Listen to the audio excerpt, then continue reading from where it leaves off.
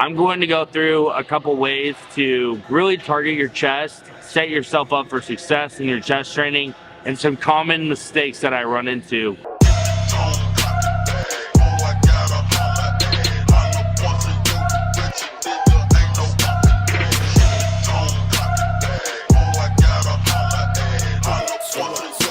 You know what they say, life's a bitch, learn how to fuck it.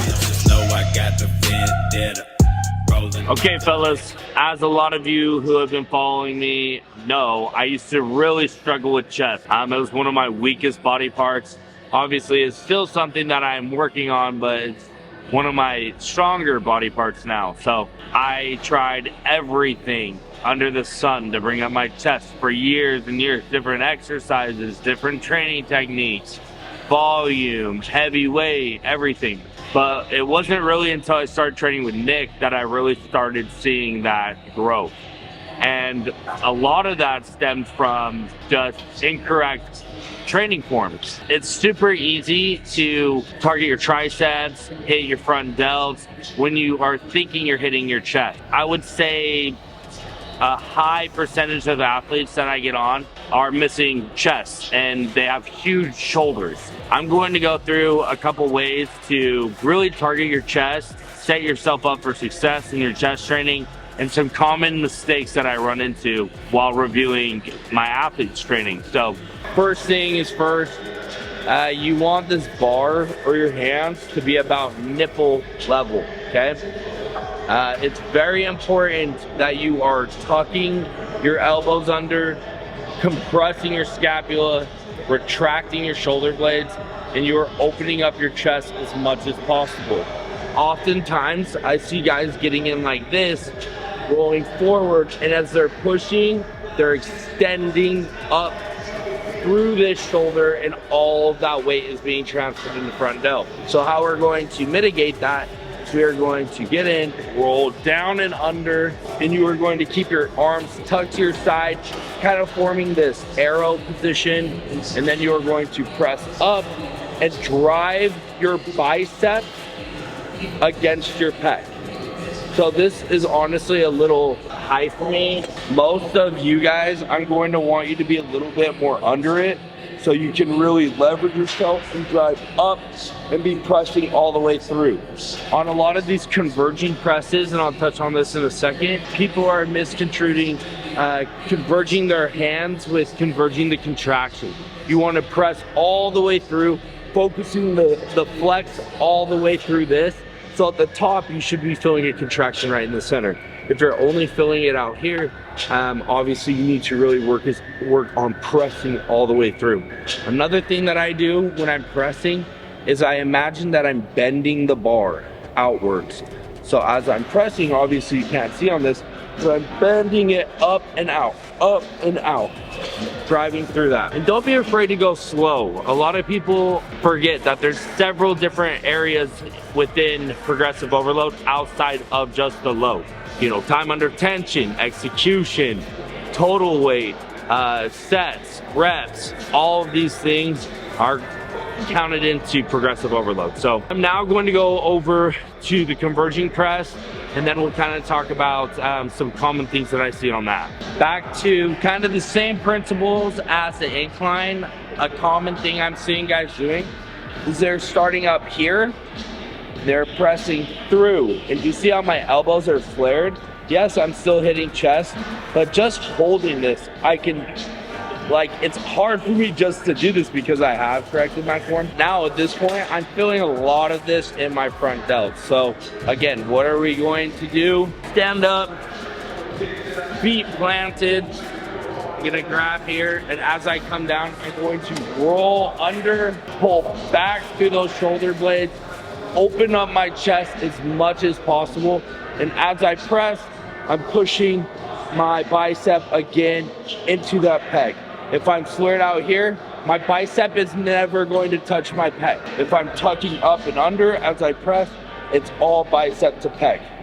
So I'm coming down, full stretch, pressing all the way through, converging my contraction through the pecs. I'm not thinking pushing my hands together, I'm thinking of forcing my pecs together by contracting them together.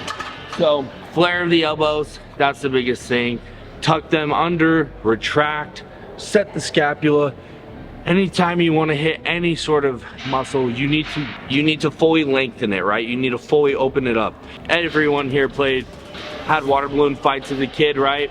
If you just filled the water with the balloon right out of the bag, it's not going to expand very well. If you get the rubber band, or if you get the balloon out and you stretch it and you allow it to reach full elasticity, then once you fill that balloon, A, it's not gonna pop, but B, it's going to volumize to its max potential. Same thing goes to bodybuilding. If I'm trying to hit my chest, I want to fully open that up, get all of that elasticity through my chest, and I am pushing all the way through so this all can fill with blood. If I'm crunched over, I'm not going to be able to fully get all of that chest engagement. So super easy things, however, they're common things, and they're things that you're not going to get in one time. You need to record yourself every week on both of these exercises, and then be going over and saying, okay, I can see my shoulders are getting a lot. Oh, I can see my chest is getting full activation. Oh, maybe I was a little flared, or oh, maybe I was lifting myself out of the seat.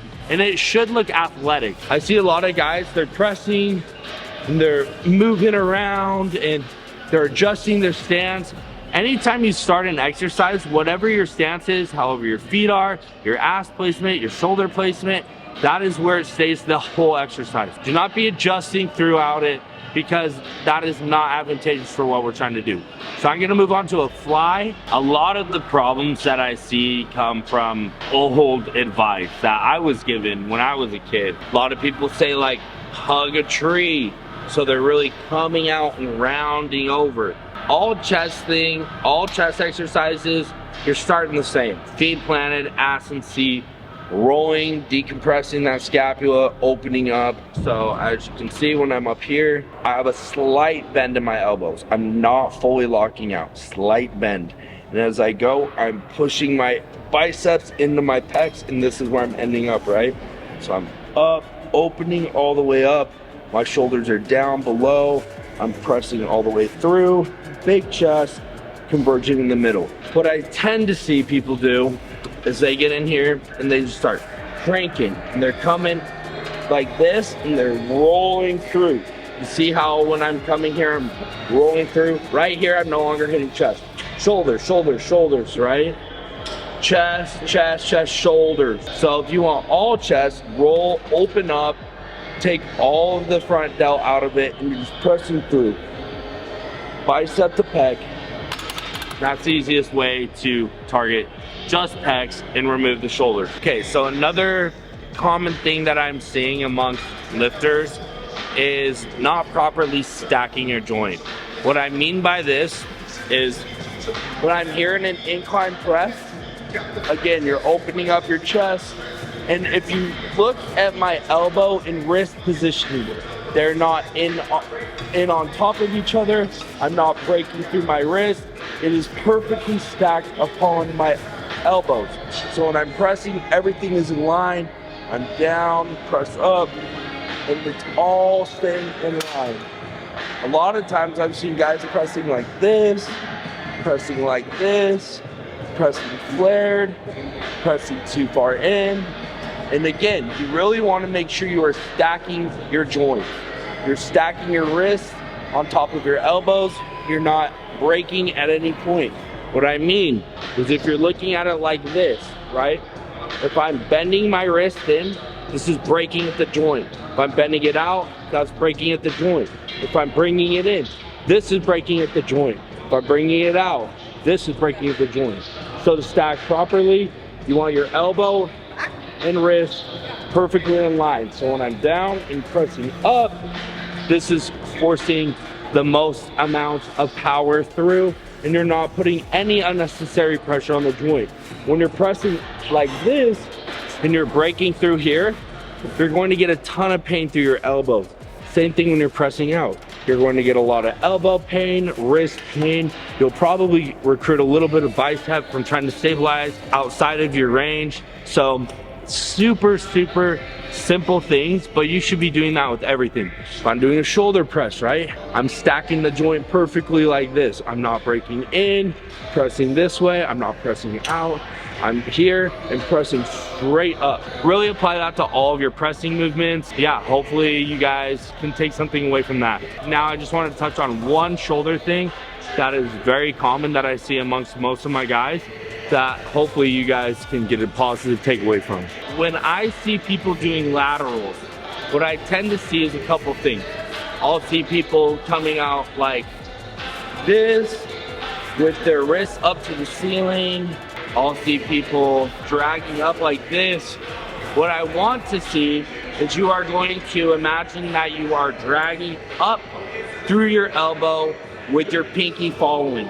So when I'm at my highest point, if you look, my pinky is the highest thing followed by my elbow. So when I'm going up, I'm like this. Think drag elbow, pinky, down. Elbow, pinky, down. And that should be your range of motion. And you should be keeping about this tempo. I don't want to see any of this. And if you notice, I'm rolling my shoulders back, chest up to the ceiling, my chest is as big as possible. And when I'm going, I'm dragging those elbows up, pinky to the ceiling. Dragging those elbows up, pinky to the ceiling. By doing this, you're really going to hit that medial delt and mitigate all trap work. A lot of guys who have small shoulders, I tend to see them having really big traps. And what they're doing is when they're coming up, they're shrugging. To remove that shrug, you want to, again, roll down, keep your traps down the whole thing, and you're dragging up. So, same thing goes for front delt. You're going to draw down, and you're going to come up, dragging through the elbow first. You'll notice that guys who have really big arms, they tend to have bad backs, bad chest, and that's because they are whenever they're doing a movement, they're focused on getting their hand from point A to point B. As you've seen over these last two videos on back training, chest training, really it's focusing on where the elbow's ending up. So for chest, it's imagine you're pushing that elbow into your pec, that bicep into your pec. For back, imagine you were dragging that elbow back to your hip. A lot of it is elbow positioning. So really try to remove your hands and biceps, triceps as much as possible, and you'll be amazed at how much the other areas start to grow. So hopefully you guys were able to get something good from this. I'm gonna be doing a lot more educational training content, so if there's anything that you guys need help with, any sort of compound movement, hinge movement, presses specific, any sort of type of squat, comment down below, let me know. And yeah, hopefully this was helpful. So I appreciate you guys for supporting. Please like, comment, subscribe, and as always, peace out, bitches.